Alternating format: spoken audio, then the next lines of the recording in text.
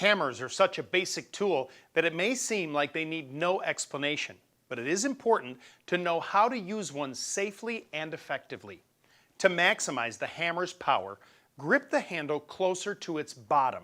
Using a full arm motion, swing the hammer from the elbow, not the wrist. This lets the weight of the hammer do the bulk of the work and directs more force to the nail head, driving it in faster. As you swing, focus your eyes on the nail head. This will improve your aim, and keeping your arm bent ensures the hammer strikes the nail flat. If you're bending the nails, you're coming in at too much of an angle. The claw pries up nails and slips under edges of objects. To protect the surface when you're prying up nails, slip a shim or scrap of wood under the hammer. You can also do this for leverage when a nail is too long. Having the right hammer for your project is important too, and there are several types to choose from.